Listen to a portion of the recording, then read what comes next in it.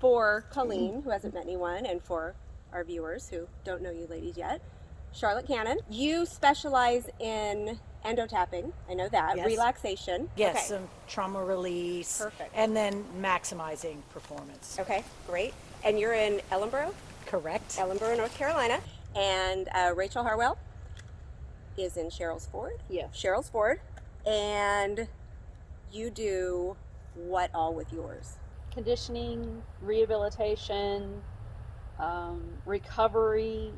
So it's perfect that you guys are here because we're actually talking about what we can do for our horses to help them relax. And so thank you for joining us. I know you're both insanely busy, like we all are, but for taking the time to be here with us and for, wanting to be part of this little series. Appreciate it. Mm-hmm. We're excited to be here. I'm excited to have you. Yeah. I know you were not even sure, what was it? Endotapping? You're like, what are you talking about? I know, I don't know what that is either. Well, I'm tell excited us. to know. Yes. So I've gotten where we're just calling it tapping versus endotapping because the endotapping word was coined by this guy that lives in Lexington, Kentucky, J.P. Giacomini, and he was using the endotapping to condition a relaxation posture cue sort of thing. But then he used the physical tapping with the stick to amplify movement and performance. I was looking for a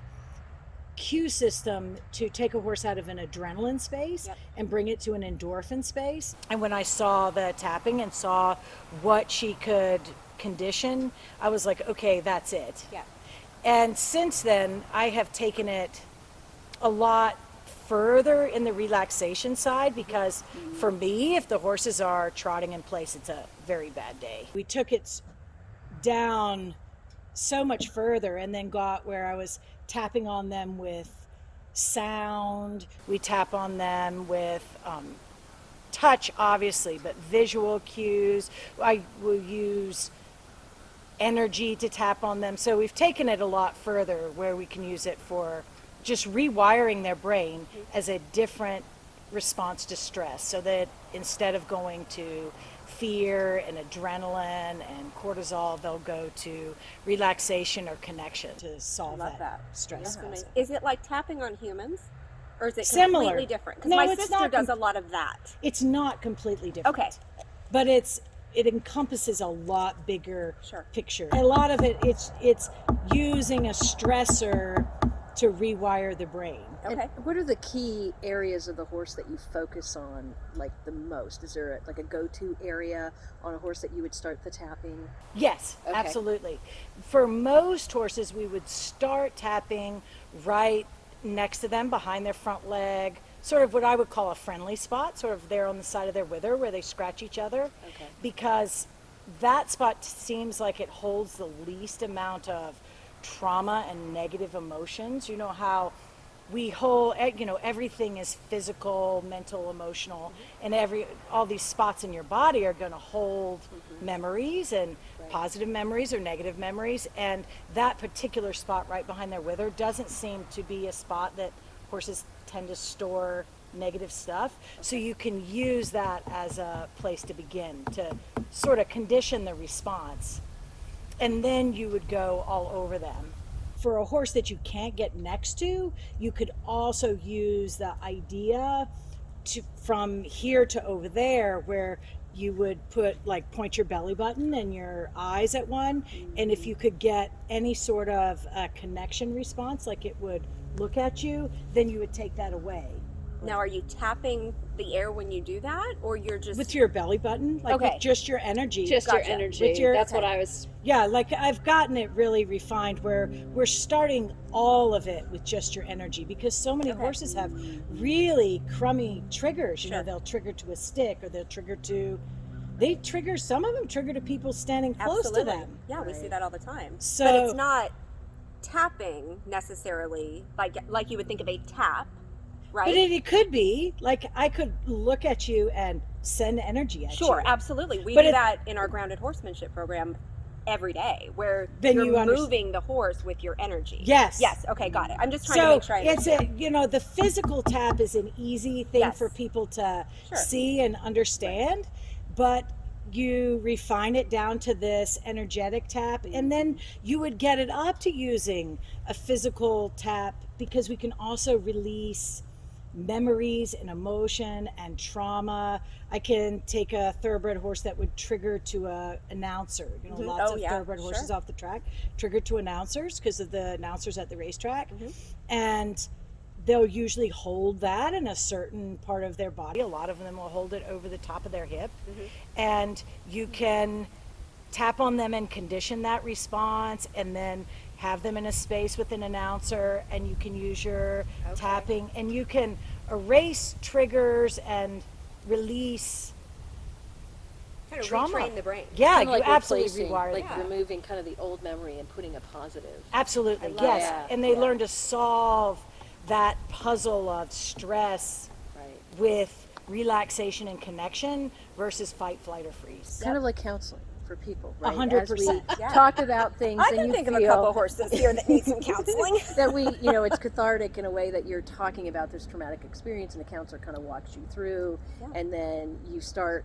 realizing that you can manage that memory and put it in a different place. You know? Yes, Yeah. yes, it's giving them a whole different coping mechanism. Right. Absolutely. It's just fascinating, and just our energy too, and how it all interrelates, and how sensitive they are to our energy. Yeah. So us going into, right, if you're going into a session, Absolutely. you've got to be Yep. in your Zen place, right? Because Absolutely. any little trigger you may have could trigger them. The sensitivity level you have to somewhat be prepared for, because when you use the word amplify, sometimes when you ask for things, some people are not prepared for the sensitivity level that their horses are going to relay back to them, and so they'll revert back to the old way just because the person is not there, is not at that same moment. Exactly. But that, and then the other comment, if you guys don't mind me saying, No, the other we want you comment to. that I was thinking is, I had somebody come do body work, and this was probably about 3 years ago, and my one horse had a cast when he was 1.5 years, and I did not get rid of it.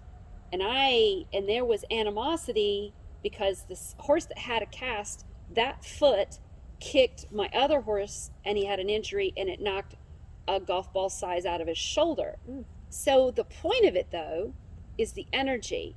So the cast, and then the ugliness between the two, which they're 3/4 brothers, that was profound for me, that when the cast was removed from the barn, and when the horses are stalled next to each other, it was profound. It was, but at the same time, I bawled. I literally broke down because I didn't want to let go of that trauma because I was so mad, but I had to let it go. Yeah. That was the day.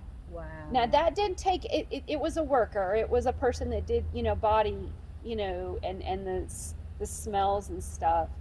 But you have to be willing as an owner to let it go just as much as the horse, because the horse will only go as led by the owner. Absolutely. Oh, 100%. Because that's a huge part of my program, is the concept of mirroring. Yep. And for the people to absolutely understand that the horse is going to mirror their mental images, their physical posture, what parts of your body, how are you holding yourself, and then also this sort of spiritual space that people are in. Are you in a judgmental space? Are you in what kind of stuff? And it's shocking how much people don't want to be responsible for that. They want the horse to fix them. My horses are lame, not clinically lame, but they're lame like we are with our Advil needing, they're lame. So how I keep them sound and other people's horses sound is through ambidextrous, even left and right movement, no matter what the modality is. No And matter you've got if it's several at your farm, right? You have the walker. Yep. And you have, I is it just an purchased Equivibe? it. Yep, I have the Equivibe. Is that like a massaging plate? It is a vertical. It is vertical movement, not circular. Okay.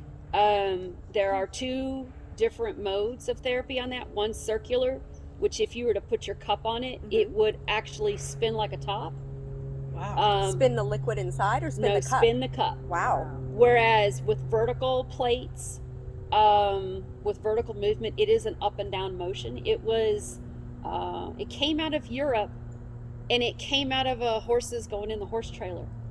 And everybody said, "Oh my gosh, my horse is warmed up. Isn't that amazing?" From and the they were, vibration in the trailer. yes, exactly. So whenever they tell you that your horse is colicking, And get them on the trailer. put them on the I say it trailer. all the time. Put them on a trailer. If the baby's crying, put them in a car seat and start driving. It's the same principle of the movement and the motion. But I think that people, when it comes to, I don't have a special fix as much as I love movement. And again, I said the word, you could probably go back and say how many times I said ambidextrous, because I think we're left and right-handed. Yep. And I think that horses are not clinically lame, so to speak, as much as they just don't want to.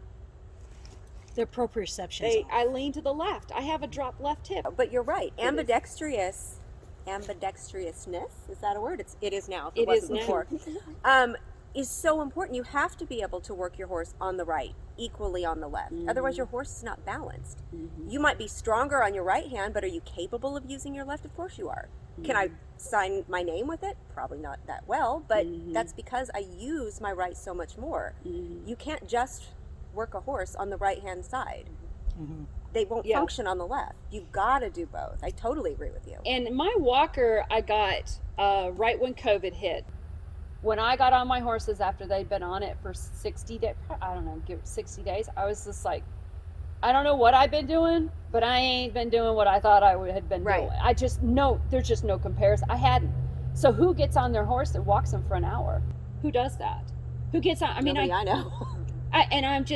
I was amazed at the top line. I was amazed at the lack of swelling in the legs. Not that I really have swell. I just was amazed at the other thing that I had come out of it was the evenness in the chiropractic adjustments.